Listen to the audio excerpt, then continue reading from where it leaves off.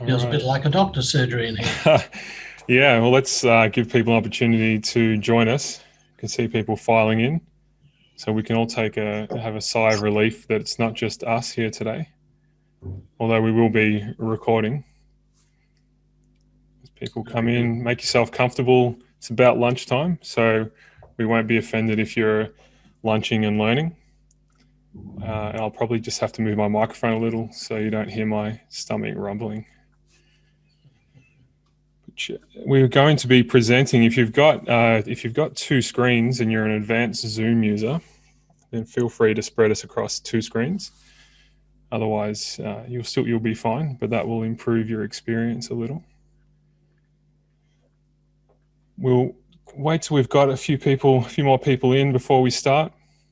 We've got quite a number coming through, which is great. Appreciate you giving up your time for us today, an hour or so. Hopefully it's worthwhile.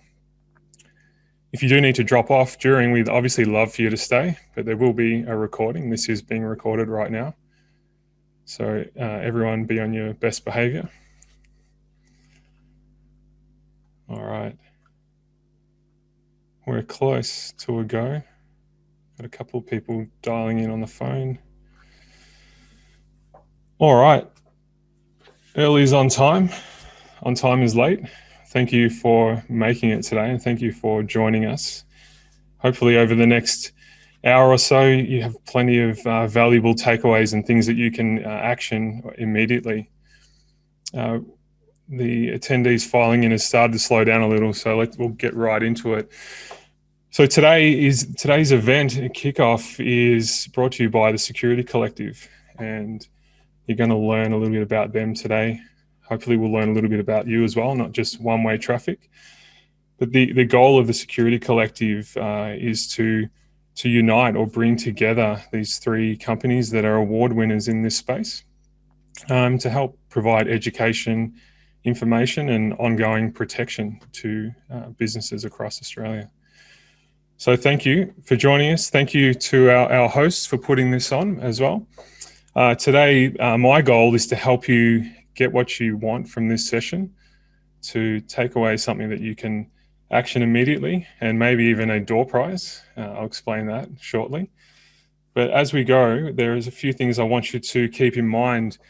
We will be using the Q&A function today. I find that is the best way through a webinar for us to see what you're wanting any questions you want to ask us. So the bottom panel in Zoom there, please click on Q&A. You can ask a question there, and we've got support as well as myself here to make sure that we get you answers to those. And if you can stay on mute through this, if you're working from home, which may be a topic we cover today, you might have your kids or your pets or housemates in the background. So stay on mute. And if we get to a point where we ask questions live, we'll unmute you. And if you raise your hand, it helps us to find you in the attendee list as well. So just a reminder, use Q&A. We will be running some polls throughout this session. You don't have to be an advanced Zoom user. They'll pop up. You click one of the multiple choices on the responses. We'll be using that information to help us sort of shape some of the questions and make it relevant to you.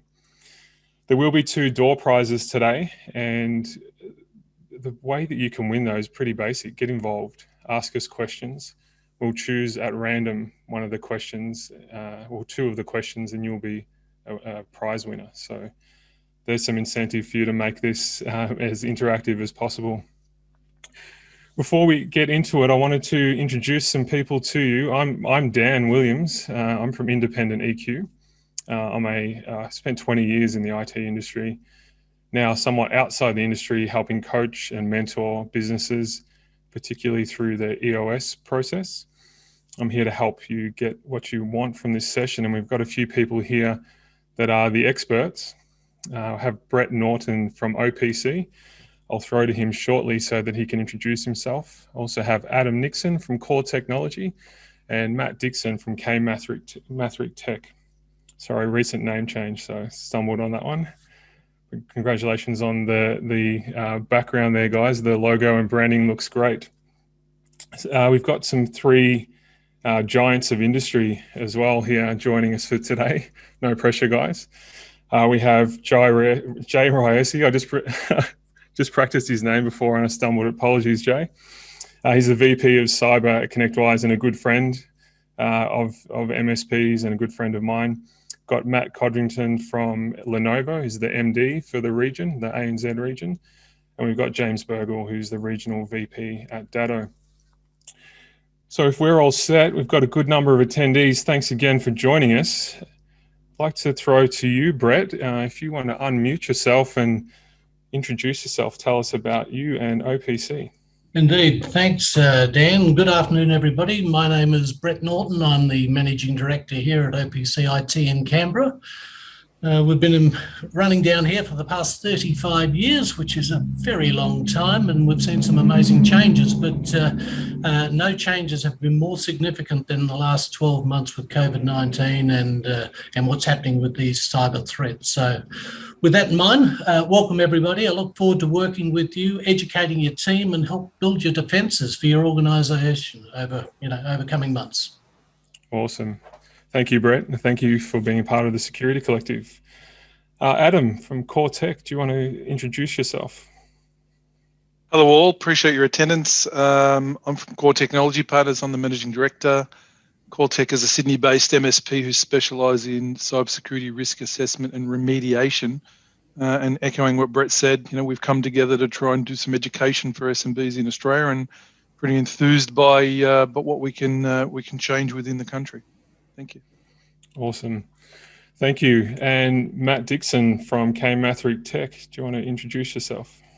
Thanks, Dan. Last but not least, mate. Good afternoon, everyone. My name's Matt Dixon. I'm the Sales Director at K Mathrick Tech, or affectionately known KMT. And on behalf of the directors, Brad and Scott and myself, we'd just like to personally thank, I can see a lot of our loyal clients that are on today, which is fantastic. And obviously a lot of business owners and leaders from other businesses that have attended on the back of our invitations. By way of a brief introduction, K Mathrick Tech, we're a Melbourne-based managed IT cybersecurity services provider. A very, very strong focus on valuing people and relationships first. So over our sort of 10-year journey, we're now partnering with over about 100 businesses and continue to evolve, now adding a lot more value around strengthening businesses' security posture through our cyber security practice. And yeah, we're thrilled to be a part of this with Adam and Brett, and really look forward to you guys getting a lot of value and benefit out of today. So thank you. Awesome. Thank you. Thank you, guys. Great restraint there, Matt. I know you love a chat, mate. You did really well. Thank you. Thanks for you all of you, for your contributions and bringing this together. Our intent is for this to be an ongoing journey together. So this is just the start. So thanks again. Just one thing I forgot to mention before, when we are putting up polls throughout this session, we're going to start with Jay's presentation shortly. They are anonymous, so please give us that feedback. They're anonymous. We're not going to trace answers back to you, but it really helps us to make sure this is a rich experience. With that, let's get straight into it. I'm going to throw to Jay, who is going to take you through some really great insights and his perspective and expertise on the subject of cybersecurity. Before we do that, I'd like you to, perhaps we can test those poll clicking responses. I'm going to poll you now, and I'd like you just to answer this question. Have you had, or do you know of a company that has had any type of cybersecurity incident? Like I said, these are anonymous. Hopefully you have that poll up. Yes, thank you. It's a great feeling when you start to see the responses come through. Excellent. Thank you very much. All right, Jay. The results. I mean, we do. It's fascinating, isn't it? Yeah. That more businesses are having this happen to them and they don't even know about it. Yeah. It's a great question. Yeah, and I can say that most of you should be responding a yes. And to your point, Jay, if you're a no or you're not sure, it's probably happening right under your nose there. So excellent. All right. So just a quick one on that. 60% of people know of one in the last 12 months and 25% within the last 24 months, 9% no, and 6% not sure. Wow. Awesome. Thank you. Well, there's value to be had here. Over to you, Jay. Welcome and thank you. All right. I need you to end that poll if you can. Yep.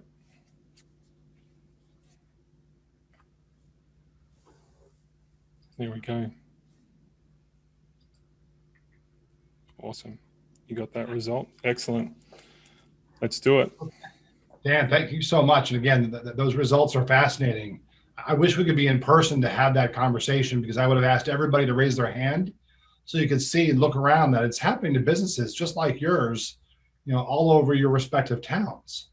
So I'm Jay Ryerson. I'm VP of Cybersecurity Initiatives at ConnectWise. I spend all of my time working with partners like the Security Collective, and helping educate their clients and their prospects too on cybersecurity related issues. Today, I call this 5 things every business owner needs to know about protecting against cyber attacks. But the reality is, you're probably going to get a lot more than 5.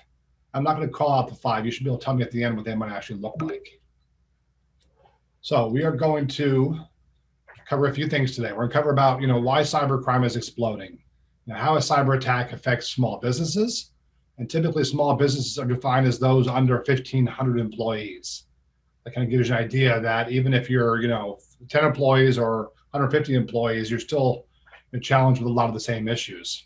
We'll talk about some of the layers of security that you should be thinking about, and some things that you can do today to keep your company out of the headlines. So let's go ahead and open this up, and we're actually going to start with some security trends and some of the things that are going on that are impacting business today. And a lot of these are stats, and to kind of give you some background, we surveyed, we hired a company, Vance and Bourne, to do some international research, and they surveyed business owners from around the world last June and July, right? So after COVID started, and just trying to get their perspective on security. So these are business owners and executives and MDs and FDs, just like a lot of you on the call today. Fascinating information. First off, 92% of the SMBs would consider using or moving to a new service provider to get the right cybersecurity solutions. Now, I used air quotes here, and look, I'm from Tampa, Florida, so I'm coming a long distance here, but when I use air quotes, it's because nobody's really defined what the right cybersecurity is for small businesses. So it's not shocking to me that we're all looking for that right solution, and yet there's no magic bullet. Like, there's not any one tool you can put in place that's going to solve those issues. Typically speaking, small businesses are willing to prepare and pay for cybersecurity. But I think the one that really mattered most to me was in the blue box there.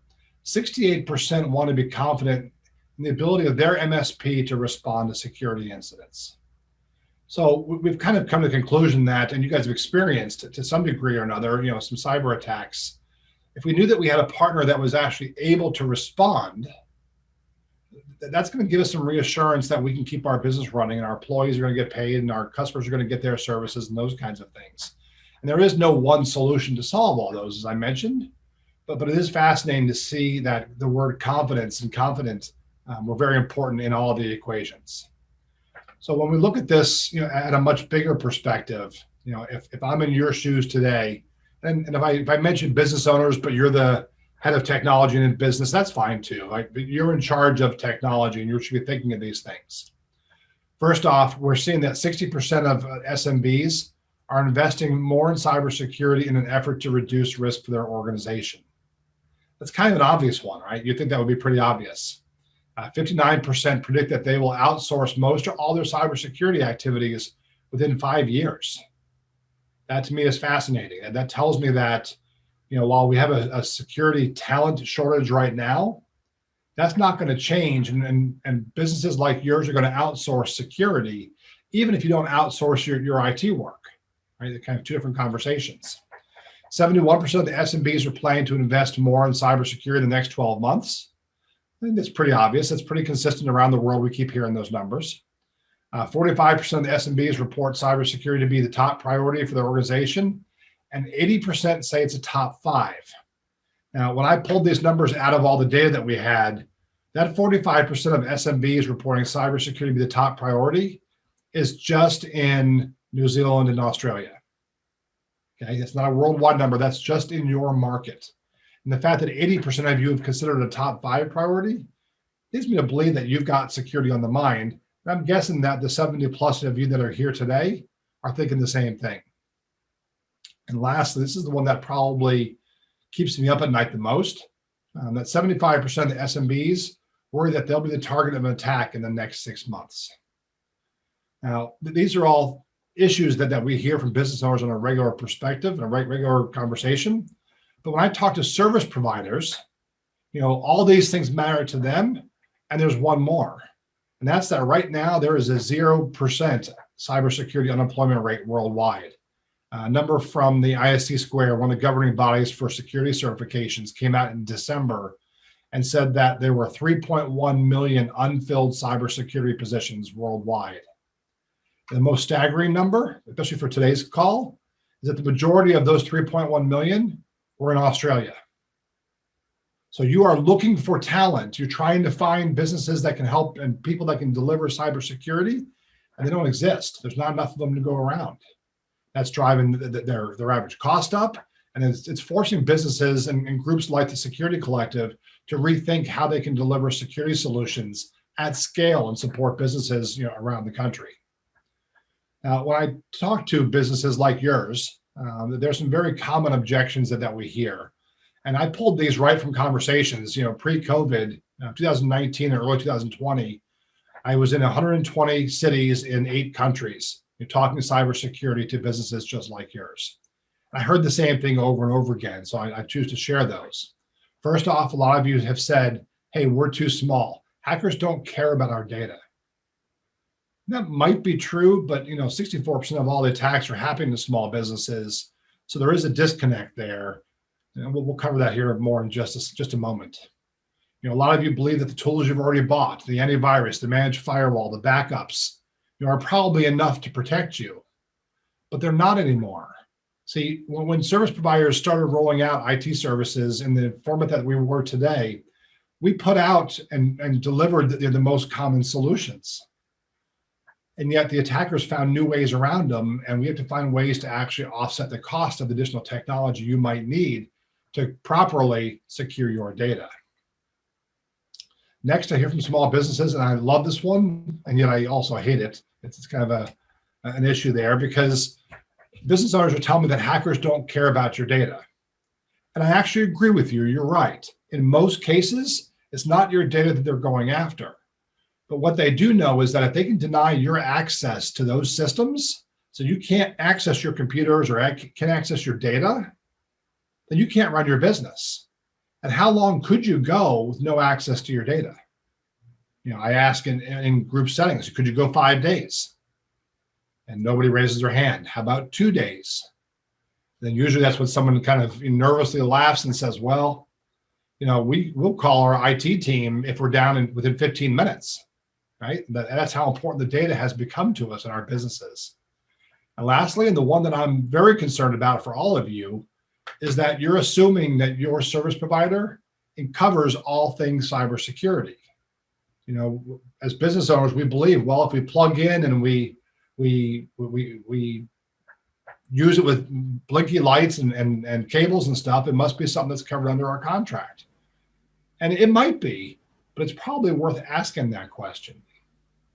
So as I go through this, if you guys have questions, you can use that Q&A panel to go ahead and ask them, and we'll do our best to answer them along the way. And of course, we'll have Q&A at the end for you as well. Now, I talked about some of the issues that these businesses are facing, the most common objections that we hear. And so let me just remind you that, again, small and medium businesses are the target of 64% of the attacks. That's because they're casting a wide net. They mean the threat actors are casting a wide net. They don't really care who comes in and falls victim that day. They're just looking for people that will click on things and do things they're not supposed to do in an effort to unlock the doors and windows to their network and allow the threat actors in and where they can cause harm. And we don't want that for you. We don't want that for anybody. That's why this team has really kind of come together to help solve these issues. So let's talk about it from a little bit higher perspective. Let's see what's happening around the world that you guys should know. And when I say around the world, again, partially because I'm here in the US, so that's where I find some of my best sources, but also because cybersecurity has no borders. See, the reality is that people can attack from anywhere in the world. That they could be right there in Sydney, right? And launching an attack against your business. They could be here in Tampa. They could be in London. They could be in other parts of the world that, we point out and say, hey, this is probably not good. Now, this stat came out a little over a year ago. We're talking about cyber attacks costing companies on average $200,000. I don't know that it puts many out of business. The insurance companies have since come out and said it's a 5 to 6% rate, rating, but that's still a lot. But the fact of the matter is, how many of your businesses could suffer through a $200,000 attack? What would that do to your business? And how's that going to make, everybody else around you feel when it happens? So when we start thinking about these kinds of attacks, there's a lot of them that are out there that we don't actually get to see and hear on a regular basis. And so when we start thinking about large attacks, there's a handful, and these logos may be relevant, they may not be for your market. I will tell you a couple of quick stories. The first one, the top left-hand corner up there, that's the logo for Target. I'm pretty sure that there's Target in Australia, but if not, they're a large retailer, high volume, decent stuff, decent content. And it's been several years now, but they were hit by a cyber attack where everybody that were using their credit cards had their credit card number stolen. And they're the first major retail chain that was hit. And from a reputation standpoint, people stopped buying at Target. Like literally, they've just now gotten back their full market share, and that's kind of an issue. Now, what's fascinating to me is what happened to Target. See, it wasn't that somebody at Target completely messed up, although they could have done things better. It was actually their heating and air conditioning vendor, HVAC as we call it here, vendor that supports all the Target stores. They were hit by an attack, and on their network, there was a spreadsheet that listed all the Target locations all around the country with their addresses and their wireless codes and the wireless passwords so that the HVAC company could pull up in a truck and use their iPads and control the units up on top of the roof. When they logged in, the attackers realized, to those accounts that they had full access to the whole network.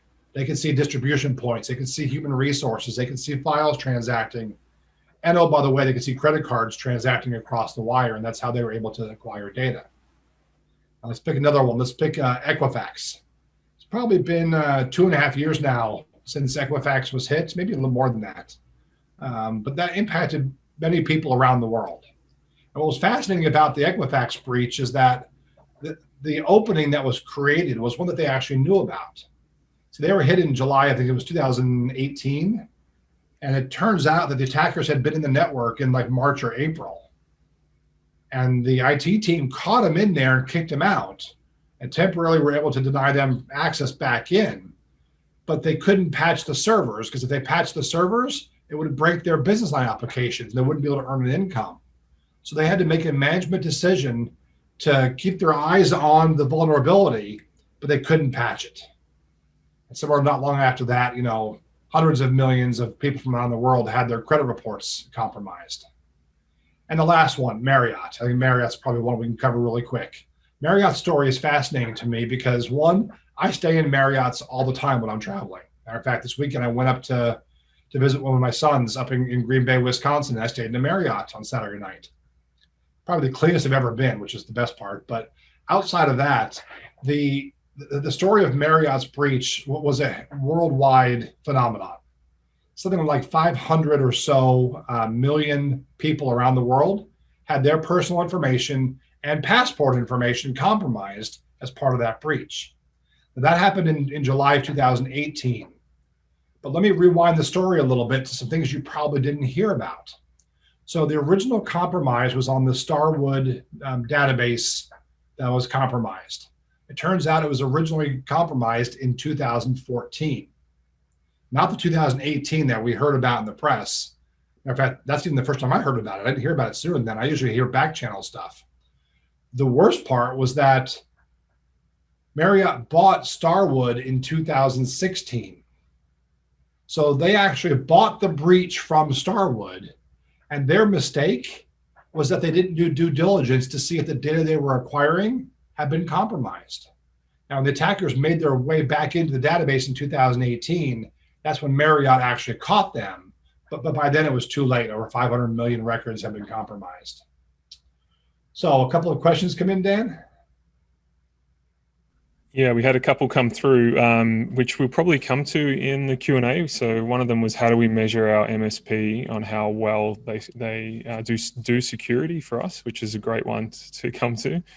Yeah. And the other one relates almost directly to the examples that you gave.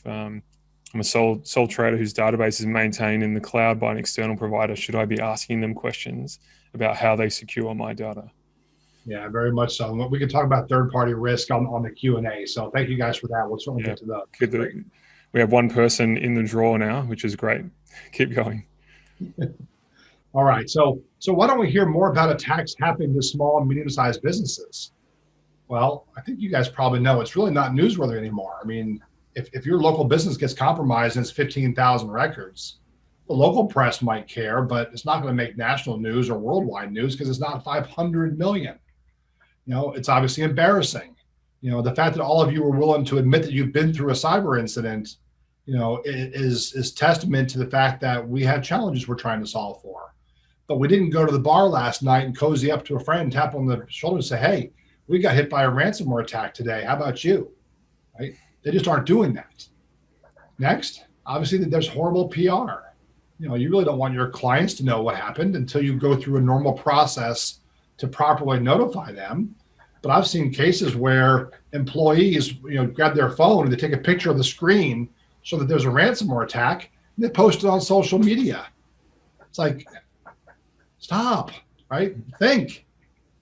And lastly, of course, things like that, there's legal ramifications. You got the notifiable data breach laws, those kinds of legal issues, are challenges for business all over the world. And so just be aware that that's why you don't hear about it much. But as you can tell by the poll results earlier, what was it? 86% of you have had an attack in the last 2 years.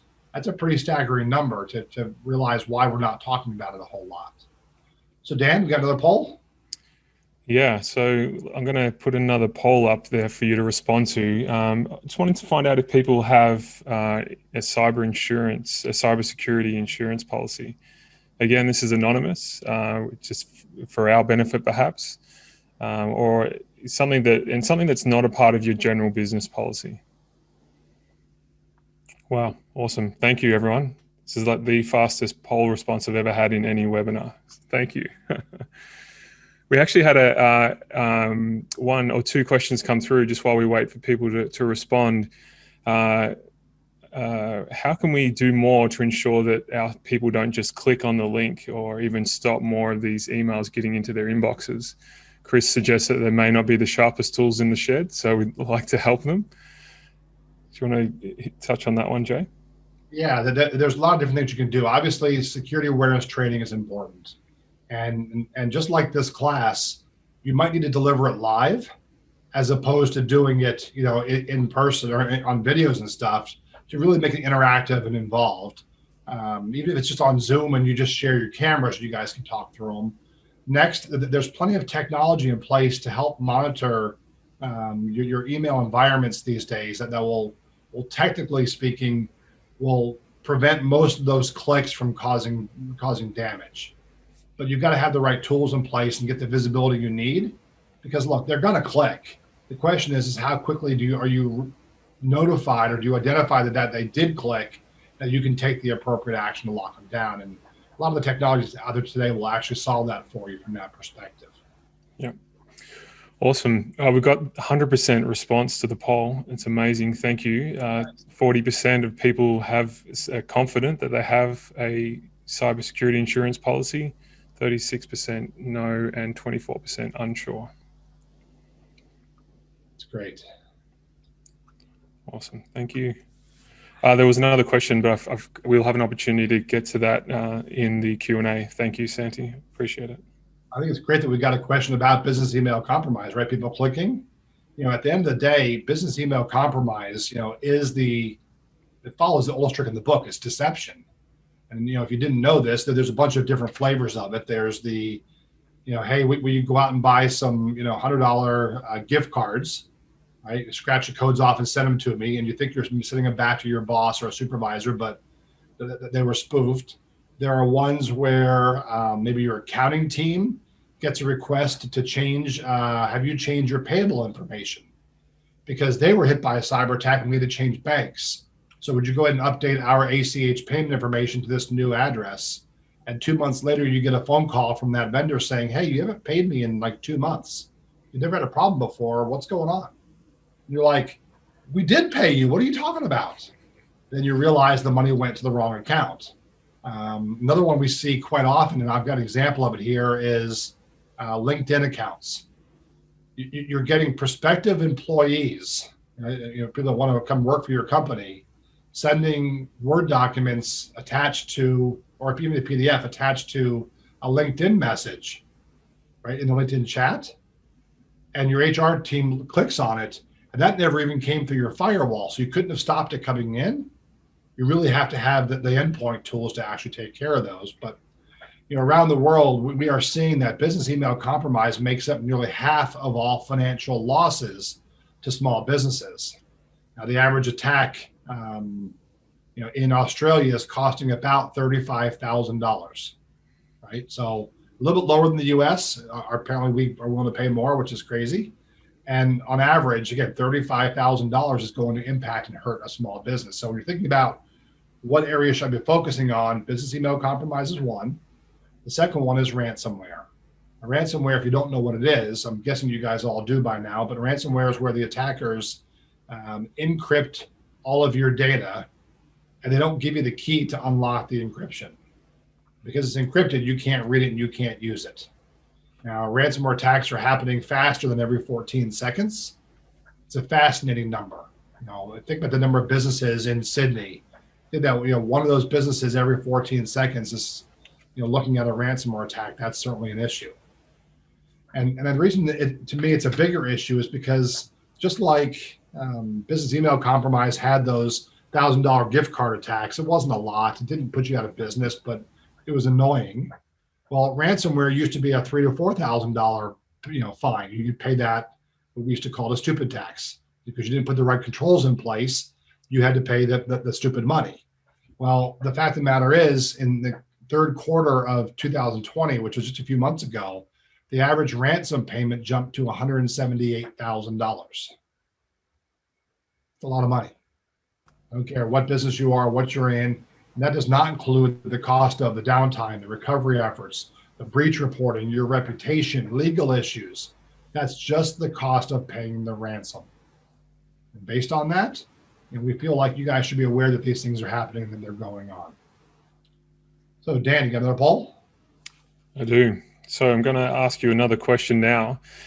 Have you clearly identified the top 2 to 3 cyber risks to your business? So I want you to get thinking about those. Top of mind, the statistics showed that there's definitely a percentage, a high percentage, I think it was 45% had it as in their top priorities. See if we can beat that here. So far, so good. Wow, again, lightning fast response. Thank you. And an encouraging result. There's opportunity there. 65% of you say yes. And that bar went across there really quickly. So that was a resounding yes. 21% no and 14% not sure. And then that's certainly an issue, right? It's things we have to be thinking about, but I'm glad that they exist. So, all right, let's talk about some stories, some real life things that have happened that you should be thinking about. And again, it doesn't matter where they are, the results are very similar, no matter what part of the world we come in. So this first one was an orthopedic office, a surgery center, and they did not know that they were hit by a cyber attack until the FBI walked in. The FBI walked in and said that 205,000 patient records were for sale on the dark web. Of course, they had no idea. They didn't know. They asked if they had a cyber incident response plan. They did not. So the FBI walked over and they unplugged the internet connection and said, okay, hopefully the attacker is out of the network, but we've got a search warrant here. And they literally investigated every employee in the company, looking to see if any one of them set up the actual attack.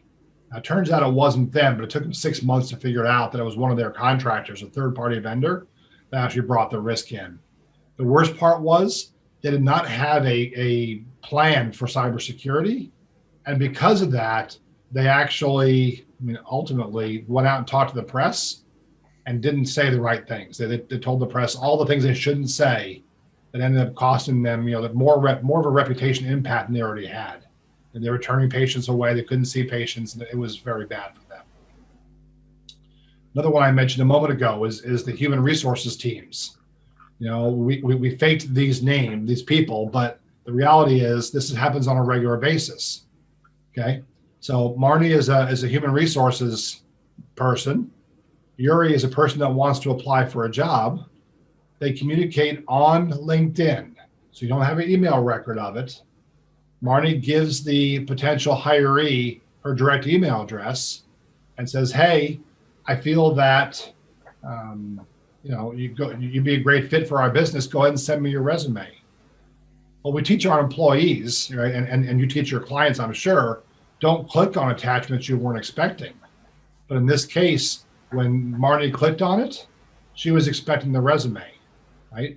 And that launched an attack that our teams were able to stop behind the scenes, but it could have been very, very bad. Let's see. Hey, Jay, do you mind if we have a hand raised? Do you mind if we have someone ask a question? Sure. Yeah. All right, Mark, I'm going to click on you now. Let's see if you want to unmute yourself. Do you want to ask your question?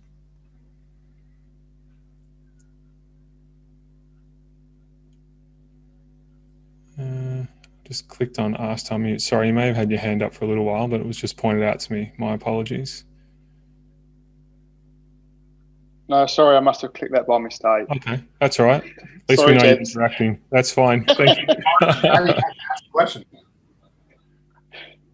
Well, our question would be, how come LinkedIn doesn't get picked up? I'm surprised that's the case. It's a great question. We've asked them the questions. We've asked Microsoft the questions. The Microsoft owns them. And at this point, they have yet to have a reasonable answer.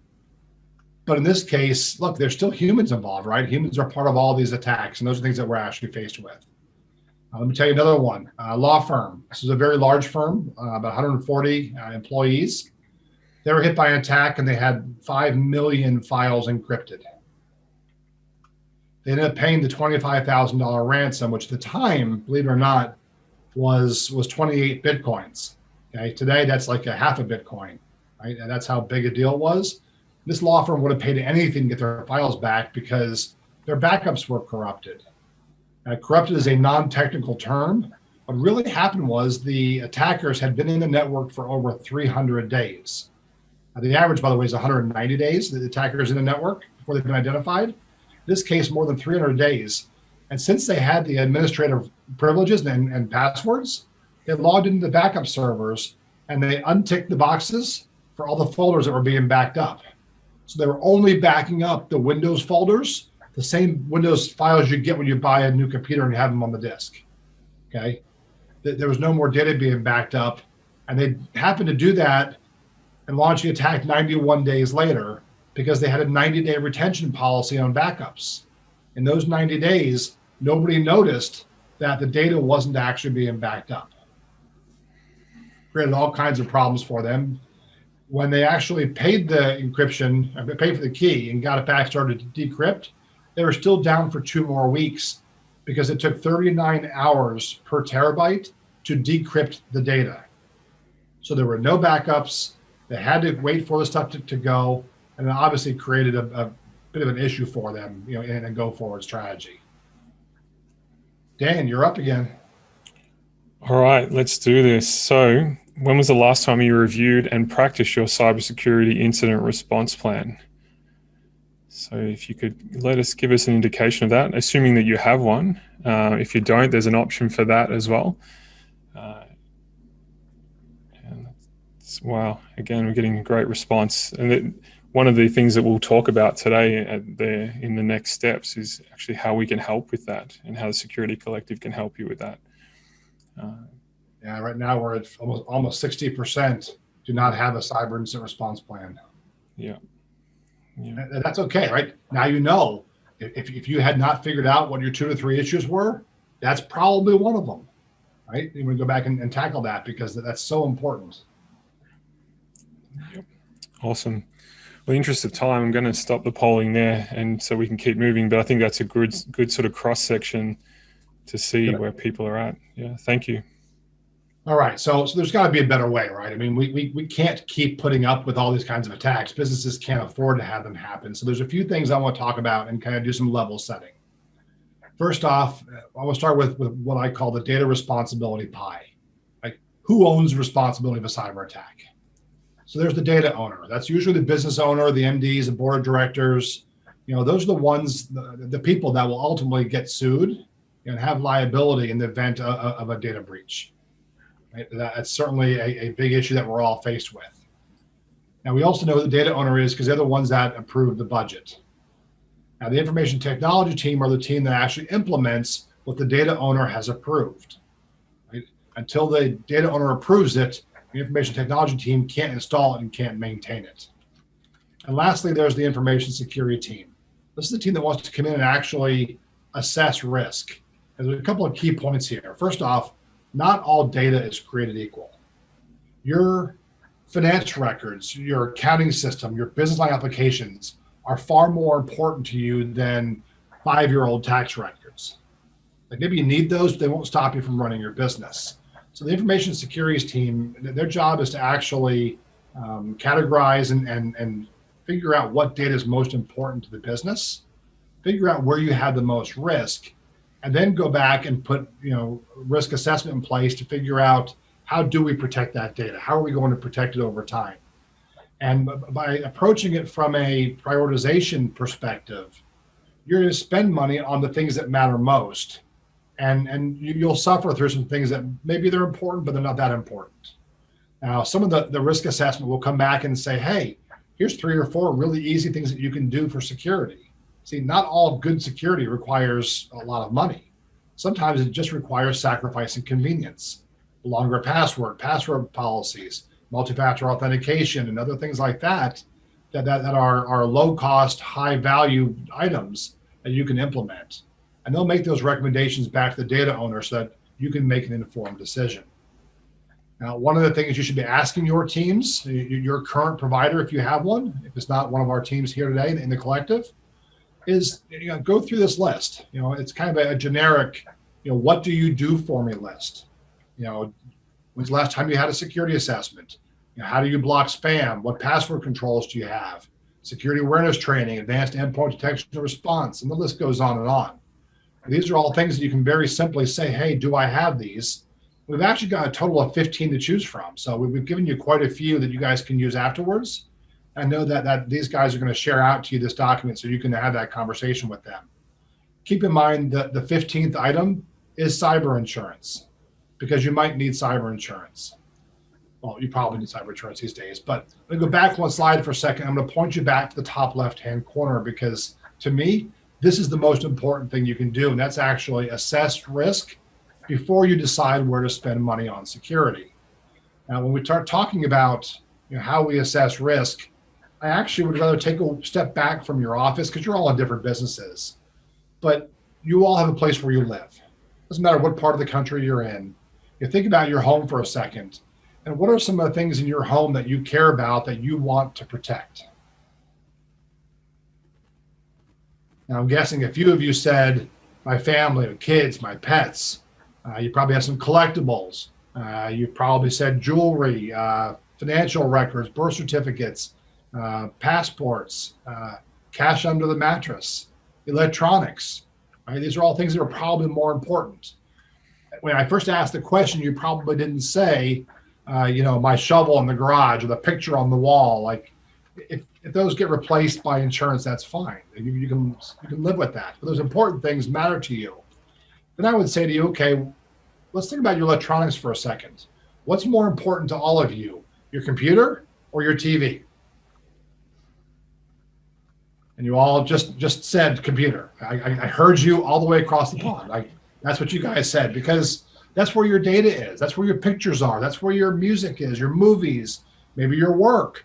All the things that you need to be efficient, right, are there. If you lost that, even if you had backups, which I'm hoping a lot of you do, and I'm sure that James and Data would say that you should have it, that's still a very painful conversation, right? So your computer is worth more than your TV. And ultimately, this is how we're going to assess in your actual business. Now, let's think about how you protect your house. What are some of the things you guys do to actually protect your house? I'm guessing you're saying, well, doors, windows, locks, alarm system, dog. That's the first 4 I always hear. So we got those down. Now let's keep going. Think a little bit deeper, right? You're probably going to call the police. Maybe you've got a cricket bat sitting there or a golf club. You've got a doorbell camera, one of those creepy ones that takes video of who's walking up. I love them, but they're still creepy. Maybe you've got yard signs saying you've got an alarm system. Maybe you put a motion sensor in that actually turns lights on and shines light on darkness. It's not a bad thing. Neighborhood watch. To me, I don't have a neighborhood watch, but we've got a nosy neighbor. Anytime somebody parks on our street that doesn't belong there, we're all getting emails. Whose car is that? I don't know why it's important to her, but she wants to know, and that's fine. We all probably have insurance, maybe even a fence around your property. So these are kind of the most common things that we do to protect your house, right? I mean, it's pretty straightforward. So let's think these through now. This first column are things that we do to actively protect, to be proactive. And yet people still break into homes. Well, when it comes to cybersecurity, you need protections. But there is a point when there's no longer a return on value. So you should be looking at options to detect an intruder. See, in cybersecurity, I care more about detection than I do anything else. If I can detect that intruder in the first few minutes that they're in the network, I can respond and take action. If they're in there 190 days and I haven't found them, who knows what they did in that period of time? Like in those 6 months, an awful lot of things could have happened. Now, if I respond, that's great. In the house, I can go after the attacker, but the reality is in a cyber world, we usually can't find the attackers. So when we assess your business, really we're actually going to look at it very much like the NIST cybersecurity framework, if you've ever seen that. We're going to identify all the things that are important in your business, things you care about. We're going to look at how you protect, detect, and can respond, and ultimately what those recovery capabilities actually look like. When it's all said and done, then we can come back and say, okay, here are the things that we should be talking about and trying to solve for. So as I kind of wrap this up, there's a few things I want you to think about. First one is identify. What data do you want to protect? What's important to you? Who owns it? Who are the power users? Who does it impact? All those types of items. What are the threats that could impact that data? Are there cyber attacks? Accidental deletion could be an issue. Maybe an intentional insider. I've seen cases where employees were either going to quit or they knew they were going to get fired. And on their own machine, they set up a scheduled task to launch a ransomware attack 2 weeks from now.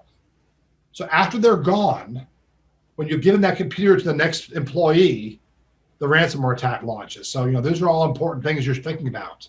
What's your current ability to detect and respond to those threats? Because if I can detect and respond, everything else in there we can solve for.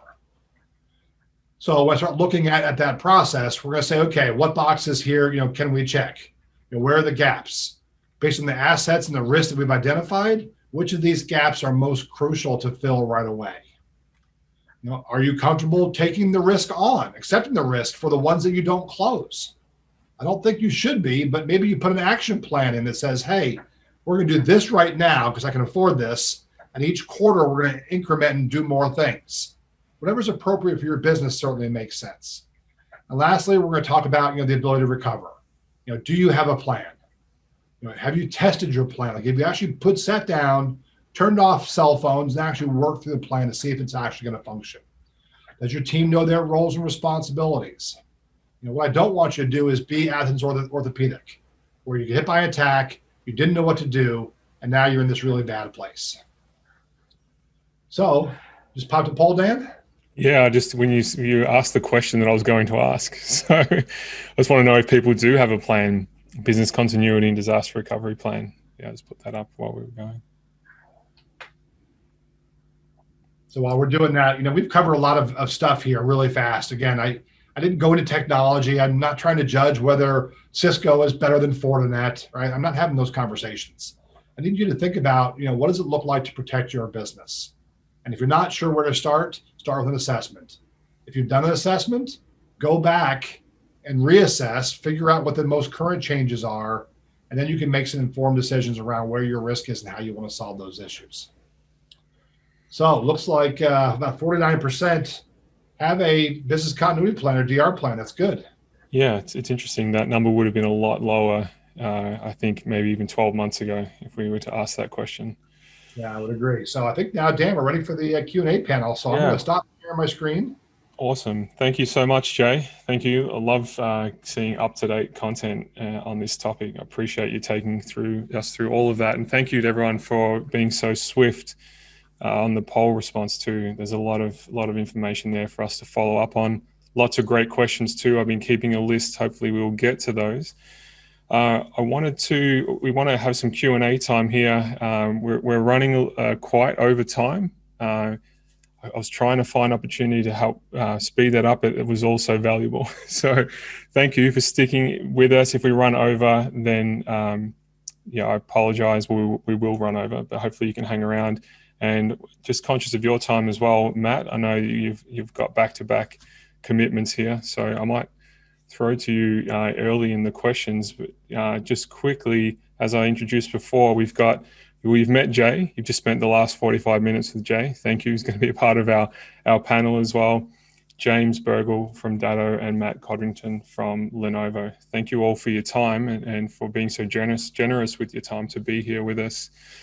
We've had a number of questions come up through Jay's presentation, and we've got some that I've wrapped up here, hopefully to try and catch you off guard and get some interesting dialogue happening. And also members of the Security Collective, if you feel like you want to jump in on any of these topics, then feel free to do so. All right, welcome, gentlemen. Thank you for your time. I wanted to open up, just conscious of getting some involvement from you, Matt. So I apologize if I throw you under the bus right up. I want to ask you quick fire questions. I'll try and get it around to the three of you. But the first one is something that's topical on my mind and something that I'm talking with businesses about a lot. And that's really, how has COVID contributed to cybersecurity risk in business? And what does that mean for Australian businesses? And putting it on the agenda, off the agenda, up the agenda. What are you seeing, Matt? Dan, thanks very much. And Security Collective, well done. Adam, Matt and Brett. And Jay, thanks for the pitch. So a topical question. We've found with many of our customers in a large enterprise through SMB, C19 pushed them, it forced them, it rushed them to working from home. And, there was, I guess, not always the due diligence that followed that, especially from a security perspective. So, for the right reasons, we protected our people, got them safe quickly, but it did probably have some unintended consequences for some of our customers. And that, our employees are much further away from management. They're much further away from IT support. Work from home is a much more familiar environment, I guess. It can lead to more casual assumptions, potentially. The increased use of social media and those sorts of platforms. And, we spoke a little bit about phishing attacks, and this is a huge contributor to that sort of exposure. And then I think we recognise that, targeted attacks are evolving. They're recognising that working from home opens up opportunity and how they sort of address that. So I think Jay spoke to a lot of them. We saw things like accounts payable employees receiving re-invoicing with new bank details, please. Can you please open up access to these shared files from an apparently familiar contact or email address? Phishing attacks. My wife actually got hit, my wife's business got hit by this with this receptionist. It was, can you please buy these vouchers and share them with me? And it worked. So I think what we've seen is training's the key here. It's not one session, it's an ongoing awareness. And I'm really talking from a people perspective here. This is an end user compute outcome where a lot of the initial touch is with end users as well. A third-party penetration test, again, Jay spoke about it, cannot be undervalued. You've got to talk to your guys about changing your passwords, creating strong passwords. I think a password manager is a necessity. Implement two-factor authentication every time for everything. Even if they get your password, they hit a brick wall. Just makes it tougher. It's easy to make it tougher for them. The cyber plan is so important. Where we, what happens when something occurs? Who do you contact? Where do the data backups go? What's the law? How does that work? And then the obvious ones around data backup, safeguards around perhaps phishing, where you're aware of how to handle those clicks. And I think some of the other guys on the call can answer that very effectively. And then probably the other thing we found is when people are working from home, they're not always updating, they're not always patching and getting those updates for their computers. And that's also so important to remove those vulnerabilities when they're recognised. we're proactive about trying to resolve those or mitigate those, but that's not always the case. So I think, from my perspective, it's that individual awareness.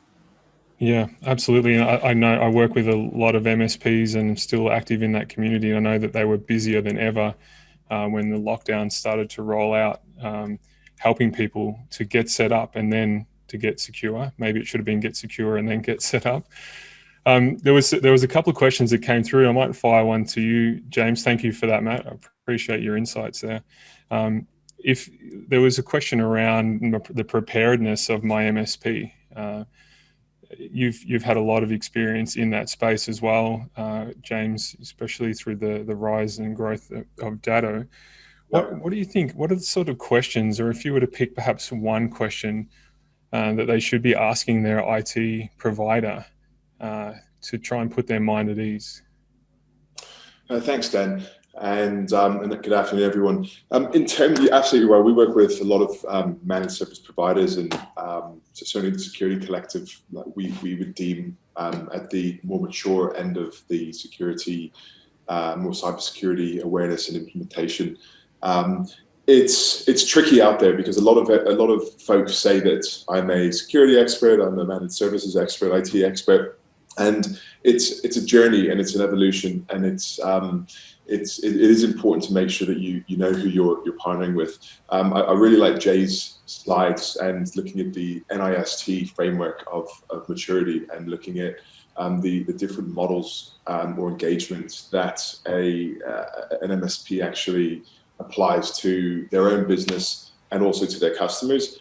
And I think it's important that as folks on this line and for those that are considering dialing up their cybersecurity practice or the tools and support that they've got in place, they need to understand is what is the framework and the maturity model that the MSP of choice is actually using themselves, and what are the vendors and what is the vendor approach. So IT support companies typically partner with a number of different technology vendors, and each one of them, there's a lot of vendors that do hardware, software, cloud, etc.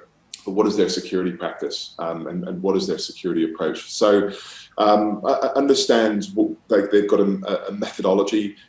It's not a one-stop in terms of you just have this magic pill and then everything you're completely protected. But understand what is the journey that they can take you on.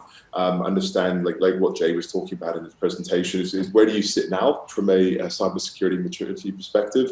What is important to you based on your vertical, based on what you're looking to protect, and where would you like to get to? And understand what is the vision for the cybersecurity organization, that managed service practice or provider. What is their vision in terms of where they're going to get you, and aligning that to a particular framework. And I think that it's often unregulated when you look at IT support and services.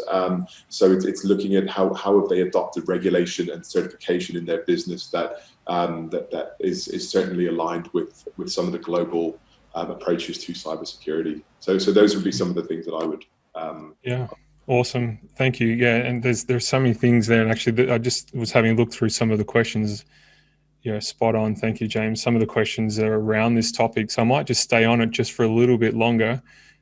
Jay, and not that I'm reusing questions, but perhaps I can get your perspective on that as well. Well, I would just add on that when you're working with a security collective, part of their process is going to be to assess all third-party risk. So the same questions that you would ask yourself, you should be asking of your MSP. You should be asking of any other vendor that plugs in. It could be a bookkeeper, an accountant. It could be the copier dealer, office equipment dealer. It could be the cloud or the VoIP provider. Whoever connects into the network should all be going through the same process, because they can all introduce risk to your business. So you go through it for yourself, understand the questions and what's asked of you, then turn those back around on all of your vendors to really build a maturity that makes sense around understanding your data and protecting your data. Adam, were you going to add on to that? Thanks, Jay. Look, I think it's having looked at it, there's so many questions that came in that this is very topical. And the only thing I would add is that there's questions all, how do we measure our MSP around how they do security for us? And here's the thing, We're conscious that there are a lot of MSPs out there, and it really boils down to three things. Are they bringing it up to you regularly?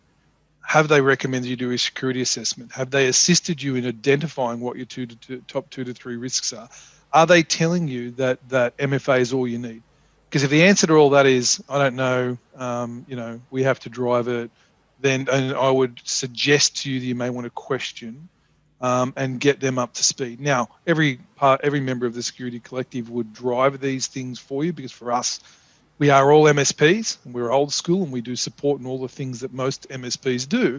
But we've made a conscious decision to evolve and specialize in cybersecurity risk assessment and remediation.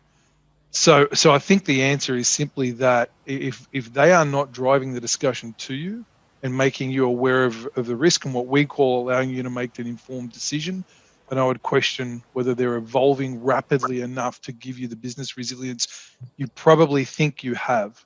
In our experience, what you think you have and what you actually have is two different things. Absolutely, yeah. Thank you. I think that's the theme that we'll continue to track here. Matt, are you able to stay with us, or did you need to leave? Sorry, conscious of your time. Yeah, and thanks very much, and to the security collective as well. I'm sorry I have to step off now, but it's been a very interesting conversation. I've learned a lot. Thank you. Awesome. Thanks, you. Matt. Appreciate your time. Awesome. I might just throw in one last question to the panelists, just so that we can get your insights. But from your perspectives, we've talked about some of the things we should be asking our provider. We talked about the need for an assessment. But is there an example, something inside your businesses, inside ConnectWise and Datto, that you can talk about that you are doing right now that you would want to share that experience? What is something, perhaps James, if you want to question without notice, what's something that you're doing inside Datto right now as a business to help protect yourself? Yeah, so there's a lot of things. So Datto's core businesses come from the backup, disaster recovery, business continuity space. But I think if we look at vendors in the past, we've gone from delivering a technology and then selling it through the channel, and there's not been necessarily the complete holistic security perspective of that. So we've absolutely increased all aspects of security, kind of from a 360 degree of all solutions, but also our business as a whole. And there was a breach. There was a breach recently with the SolarWinds organization that made the headlines. Many of you may have heard about it. And one of the things that Datto and our CISO was picked up on was helping to build an assessment tool so that you can actually see if there is it has been a breach on your particular network. So from an organization perspective, like we are striving to contribute to the industry as a whole from a cybersecurity perspective. We've got onto a ransomware and cybersecurity board in the US, and our CISO has been invited onto that. And that's something which in the US has been set up because there is a global and heavily led by the North Americans, the recognition now that this is a big threat, and that we need to come together, not just from an individual vendor perspective, but as an industry to increase the overall security. But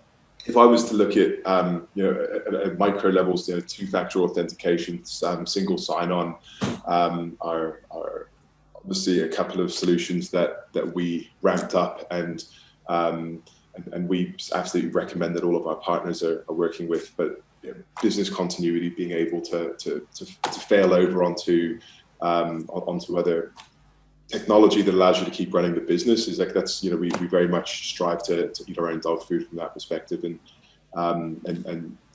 tell that story through the entire organization. Awesome, thank you. Thank you very much. Jay, do you want to ask the same question of you? What are ConnectWise doing yourselves? Yeah, it's funny because our teams and James's teams talk quite a bit because we're constantly sharing threat information because we're both at risk, right? We were all in the same boat there. I was on a session today with their chief information security officer, and we're talking about risk and threat sharing. But one of the things that we started looking at was how do we inspect what we expect? So we've got a fantastic security team. And it's ever growing. Our team right now is over 200 people company-wide working on security. but we actually went out and hired a group called HackerOne, which are a bug bounty research team, and from they hire hackers all around the world to try to break in and find vulnerabilities. So we're trying to find the weaknesses in our systems before anybody else does, because again, it's trust, but verify, and I think those things are very important. So when you look at all the things that are going on, even if you're not using one of the security collective partners as your MSP, you can have them come in and just inspect what your current provider is doing, right, to see whether or not they're up to par or not, and figure out where the gaps are. And then at least you can make an informed decision. That's no different than us hiring a company like HackerOne to come out and test all of our code and make sure our systems are all as secure as we possibly can be. So that's what I'd be thinking about. Awesome. Just conscious of time, wave your arms frantically at me, Security Collective, if you think I don't have time for one more question. All right, your window's closed. All right, thank you.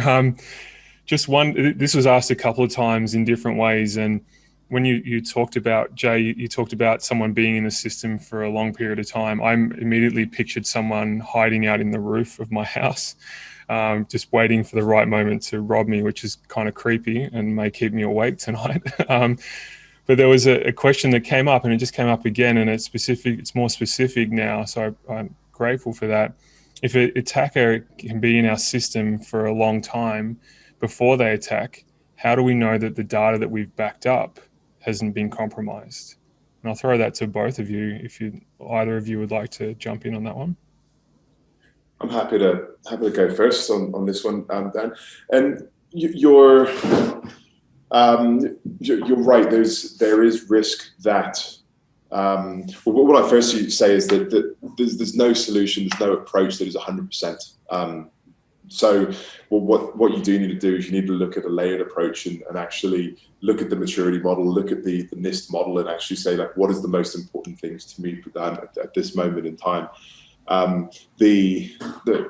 With regards to data, interestingly enough, there's a new ransomware attack that has just recently come out, and it's beginning to make the headlines, and it's worth Googling it, called Wasted Locker ransomware.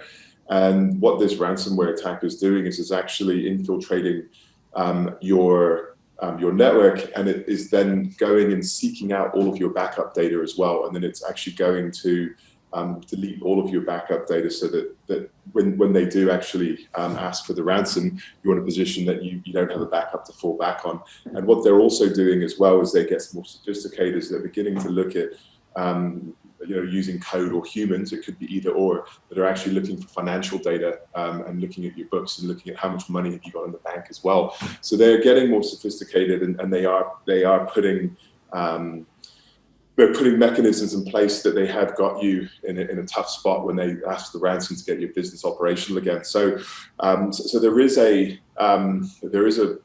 issue that may happen. Someone may be able to come in, and it is important that you've speaking to people like the Security Collective and asking them the questions is, what are these technology vendors that you're using to support us from a backup and disaster recovery perspective? What are they doing to protect against this? So if someone comes in and does delete all of our data, what has been put in place to actually ensure that our business is not completely crippled? And that's something that, I should have mentioned it earlier, Dan, when you asked the question, something that we've done from a perspective that even if that happens on the data side, if someone comes in and deletes your local copy of all of your data, deletes the cloud copy of all of your data, we've then got another copy which is unreachable as well. So that and this is beginning to see this sort of thing happening as well. So again, it's just the question is like the risks are going to keep evolving. So ask the questions is from a backup security perspective, whether it's on the endpoint workstations or even on the network or where your data is stored in the cloud. Just ask the question, what are these vendors, what's their approach to actually protecting against this, just in case the worst does happen. So that's how what I would say, like there is a risk. So what you're saying, James, is not only are they hiding in my roof, they know how much money I have in the bank as well. Unfortunately so. Yeah, it's worth being aware, like learning, development, awareness. Google Wasted Locker ransomware, and you'll see this is coming. Yeah. So, making sure that as to your best ability, based on your maturity, based on your budget, based on what you're looking to do. Make sure that you've got the right solution in place. And another piece I would add is, like, you don't have to do this on your own. The organizations here are experts in the field. Like, lean on the experts to advise you, and that would be my recommendation. But ensure that they're working with the right vendors. Awesome, thank you. James nailed it. Cybersecurity is a team sport, right? It takes all of us working together. There has to be some competitive cooperation, which ConnectWise and Lenovo and Datto all work together on these things. But you should assume zero trust. If I'm taking over a network or I'm coming into an environment, I'm going to assume that the attacker is hiding in the closet or somewhere in the wire, right? And then you got to figure out from there, how do I prevent them from taking any more data? And once I've determined that they're in there, what did they get is always a very scary conversation. Dan, can I add to that? I think the question goes back to fundamentals, right? And part of what the Security Collective is recommending is find a way to detect quickly. There's a variety of tools. Datto have some great proprietary tools that allow us to ensure that the validity of your backups and replication is accurate and great. But the fact of life is that plan for it to happen and plan to be able to detect and then limit the amount of time between knowing when you're breached and responding accordingly. And that's the fundamentals that we're starting to advise customers on. And I think it leads us into another, there was a lot of questions around web-based applications. There's some questions around, backup for Google and documentation. There's questions around web-based applications. Do I have a risk? And I think that'd be a worthwhile discussion for anyone to add to, whether it's Clint or Scotty or Brett or Matt or Jay. I think, there is a lot, because we hear it regularly, right? But it's web-based. I don't have a problem. I'll back up my data in Google. I don't have a problem, right? I'll back it up into Microsoft. I don't have a problem. Thoughts on that? Because it's very topical. A lot of questions came around that sort of that type of question. Anyone want to add to that?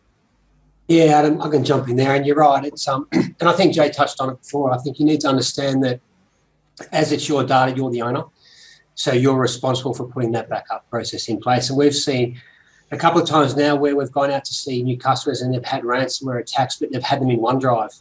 So they've had attacks on the home. And you've got to think now that we're all working from home as well. I mean, COVID-19 has changed the landscape of everything now we're doing. And now we're not so much protecting the corporate network anymore. We're now protecting the endpoint. And when I say the endpoint, I mean the actual end user device. So whether we're all working at home, I know I've got children, I've got kids at home, they could be downloading movies, they're playing Roblox, and they're all on your network at home, which is no longer controlled by your corporate IT department. You could be tethered to a mobile phone. And the IT department no longer has that access to really protect you as they could protect you in the office. So a lot more things are now happening. And if there was an incident where someone had a ransomware attack or someone at home, and it could be someone playing a game or whatever's happened, they've been breached and you're on that network, and then that's gone onto your endpoint, and then that's gone into your company data, and that's what we're seeing, and especially across Europe now as well. As a lot of people have now come back to work, what's been happening, they've had all these breaches where they've been at home, and the attackers are waiting, and as soon as they get back to work, that's when they let go of the ransomware and actually then create the attack. So a lot of different things now are happening, especially through COVID. So it's really important, especially with those web platforms, that we're responsible and we're putting in the right backup platforms to back up our data. And especially if you're all working, and a lot of you will be, with third-party web developers or apps that you're actually paying or you're subscribing to, then you need to ask a question as well, what they're doing with that data. Because a lot of the time when you try and ask what they're doing, or you ask for their fine print, they actually won't give it to you because they don't have the right platforms or the products in place themselves. But it's worth having that discussion with all those third parties just to make sure that you're actually protected yourself in case they have a breach. Yeah, awesome. Thank you very much.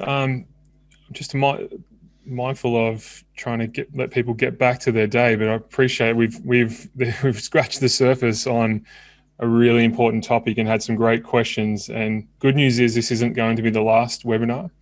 There's plenty of opportunity, lots of runway for us to cover a lot of your questions. But thank you very much for giving us your time today, and thank you for participating and asking questions. There is some next steps that you need to consider. There's a lot there. Good news is we'll be sharing the content from today, and a recording as well. So if you want to share it, pay it forward to others who weren't here. If you want to go back over anything, then there'll be an opportunity to do that. And we'll be offering you an assessment, a complimentary cybersecurity risk assessment, just as a result of you being here today. And for those of you that take us up on that offer, the Security Collective, Datto are going to offer you a special deal as well. So it's on the other side of your security assessment, you'll find out what that special deal is. So there's some motivation if we haven't given you enough other forms today. But thank you very much. There are a couple of door prizes. We had some Lenovo ThinkPad noise cancelling, X1 noise cancelling headphones, which was the first door prize. And I've chosen at random some people who asked questions. The headphones will go to Ibrahim Habal. Thank you very much for your question, talking about how we can stay up to date.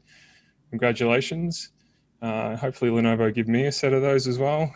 And the second door prize, which is some Royal Dalton whiskey glasses. I'm not giving them away. I'm going to keep those. Just kidding. They go to Michael Bowers. Thank you very much for your question as well, around understanding if there is an attacker in your roof, hiding in your roof right now. Thank you very much. That wasn't the question, but that was my take on it. Thank you very much to all the panelists for getting involved. Thank you to Matt, James, and Jay. Thank you for your time. Thank you to the Security Collective for putting this on and bringing this important topic out for us to all talk about and share alike.